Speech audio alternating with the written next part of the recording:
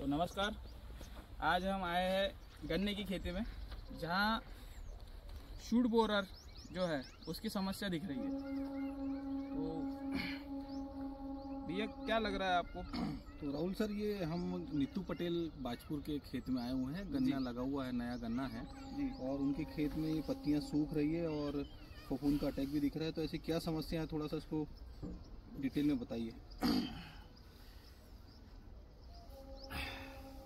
देखो भैया, जैसा कि आप देख रहे हो कि ये अभी अभी हुआ हुआ गन्ना है, जिसमें अर्ली शूट बोरर और कुछ प्रकार से फफूंद का अटैक आपको दिख रहा होगा, है ना।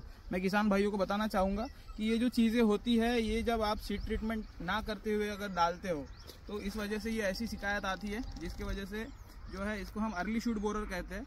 अगर आप ये नए गन्ने को काटते हो तो इसके अंदर आपको बहुत से कीटाणु दिखेंगे, ठीक है। जैसा कि जो इल्लिया होती है वो इसके अंदर होती है। तो इसके लिए आपको करना क्या है? इसके लिए आपको करना है आपके फसल में ड्रिंचिंग, जो कि आपको FIR फार्मूला जो होता है उस हिसाब से करना है। पहले तो ये फफूंद जो है ये आपको दिख रही होंगी, तो इसके लिए आपको डालना है फफूंद नाशक, जो कि आएगा थाइपोनेट मिथाइल रोको, है ना। रोको नामक फफूंद नाशक का इसमें इस्तेमाल करना है आपको ड्रिंचिंग की अवस्था में। साथ ही साथ इसमें आपको कीटनाशक का इस्तेमाल करना है, जो कि शूट बोरर के लिए, अर्ली शूट बोरर के लिए काम करता है। ये आप देख रहे होंगे पोंगा सूख गया है और इस प्रकार से ये बाहर निकल गया है ना। तो इसके लिए जो है आपको CTPR जो आता है उसका ड्रिंचिंग करना है रोको के साथ। 1 नंबर पे रोको जाएगा, 2 नंबर पे CTPR जाएगा। और होंगे कि काफी प्लॉट में जो है फॉस्फोरस डिफिशियंसी भी आपको दिख रही है ना। तो इसके साथ में आपको जहाँ ये बीमारी आ गई है उसमें तो अपन कंट्रोल नहीं कर सकते, पर जहाँ बीमारी आने वाली है उसके लिए अपन इसको कंट्रोल कर सकते हैं। तो इसमें आपको रोको डालना है 200 लीटर पानी में 400 ग्राम, CTPR डालना है 50 ml और बायोसाइम ड्रिप करके वर्धक आता है, जो कि आपका जो सफेद मूलियों का विकास है, साथ ही साथ इसकी जो है उपज बढ़ाएगा। और उसमें मौजूदा जो चीजें हैं, जैसे कि सीवीड एक्सट्रैक्ट आपका है, उसके बाद में समुद्री काई जिसे हम कहते हैं, अमीनो एसिड और ह्यूमिक एसिड, जो फसल की शुरुआती अवस्था में आवश्यक होते हैं। तो ये 3 चीज का अगर आप इसमें ड्रिंचिंग कराओ तो ये सूखने वाली जो समस्या है ना, तो ये आपसे रुक जाएंगी।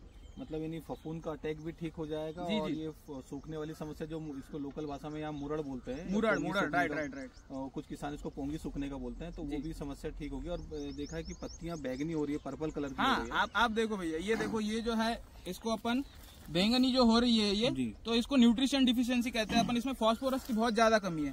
तो ड्रिंचिंग के बाद आपको स्प्रे भी लेना है इसमें, जो कि बायोजाइम क्रॉप प्लस, उसके बाद में 1261, जिसमें 12% नाइट्रोजन, 61% फास्फोरस और 0% पोटास होता है। क्योंकि अभी जो फास्फोरस डिफिशियंसी है शुरुआत में ही आती है ना। तो ये चीज का आपको स्प्रे लेना है। साथ ही साथ इसके स्प्रे के साथ आप जिंक का भी इस्तेमाल कर सकते हो, जो मोज़ेक कंपनी का आता है ना। तो इस प्रकार से अपने को भैया इसका नियोजन करना है, ठीक है। तो अपनी दोनों भी समस्या है, जैसा ये जो आपको डिफिशियंसी दिख रही है ये भी कवर हो जाएंगी, और ये मोरड़ सूखने वाली भी जो समस्या है इसका भी आपका निवारण हो जाएगा। मतलब यानी नोजल खोल के हमको ड्रिंचिंग करनी है। ड्रिंचिंग करते समय आपको एक ध्यान देना है कि ड्रिंचिंग जो है आपको कट नोजल से करना है। आपका 10-15 रुपए का कट नोजल आता है। ड्रिंचिंग में कभी भी याद रखिए किसान भाइयों, आपको 200 लीटर पानी प्रति एकड़ से डलाना है ना। 200 लीटर पानी प्रति एकड़। और स्प्रे अगर आप कर रहे हो तो स्प्रे में कम से कम 150 लीटर पानी प्रति एकड़ से जाना चाहिए। धन्यवाद।